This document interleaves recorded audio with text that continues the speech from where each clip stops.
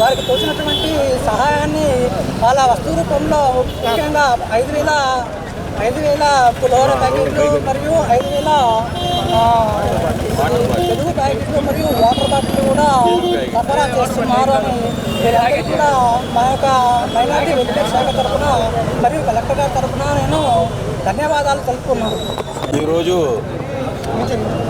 విజయవాడలో జరిగినటువంటి విపత్తు ఏదైతే ఉందో వరద బాధితుల కోసం కలెక్టర్ గారి కాడి నుంచి ఇన్స్ట్రక్షన్ వచ్చినందువలన మరియు మన ప్రియతమ నేత జామతుల్లా జనార్దన్ గారు కూడా ఆయన తరపు నుంచి కూడా చెప్పడం వలన మనం ఇక్కడ 35 మసీదుల వాళ్ళు కలిసి మర్కజ్ మసీద్ తరపు నుంచి 5,000 లెమన్ రైసు మరియు 5,000 పెరుగు పొట్లాలు మరియు 5,000 వరకు వాటర్ బాటిల్స్ మరియు దానితో పాటు బిస్కెట్స్ ఇంకా ఇతర సామాన్లు కూడా సహాయార్థము వరద బాధితుల కోసము పంపిస్తున్నాము.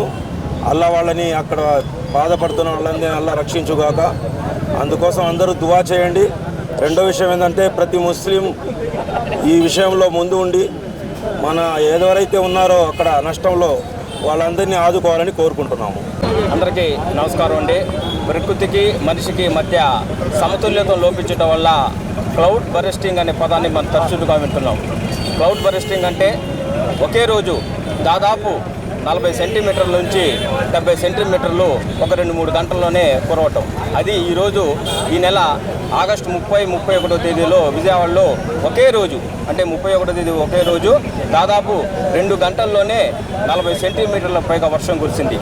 దానివల్ల అనేక మంది దాదాపుగా 30 మందికి పైగా చనిపోవటం, లక్షలాది మంది 3 నుంచి 4 లక్షల మంది నిరాశలు అయ్యడం జరిగింది.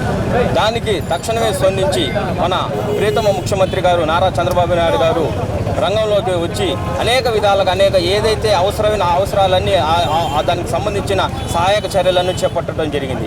అదేవిధంగా మన ప్రియతమ శాసనసభ్యులు జనార్దన్ రావు గారు కూడా నిన్న స్పందించి ఒంగోలు నియోజకవర్గం నుంచి దాదాపు 30,000 మందికి పైగా భోజన విజయవాడలో ఏర్పాటు చేయడం జరిగింది. ఈరోజు ఒంగోలు నగరంలో మత పెద్దల ఆధ్వర్యంలో ఒంగోలు నగరానికి సంబంధించి 34 మసీదు ఆధ్వర్యంలో మేమంతా మాట్లాడుకుని మైనార్టీ వెల్ఫేర్ ఆధ్వర్యంలో కలెక్టర్ గారి ఆదేశాలనుసారం ఈరోజు జనార్దన్ గారి ఆదేశాలనుసారం మేము దాదాపు ఒక 8,000 మందికి విజయవాడ వరద బాధితులకు భోజన ఏర్పాట్లు చేసి ఇక్కడ నుంచి చిన్న మసీద్ దగ్గర నుంచి మత పద్ధతుల ఆధ్వర్యంలో విజయవాడలకు తరలించే కార్యక్రమాన్ని చేపట్టడం జరిగింది.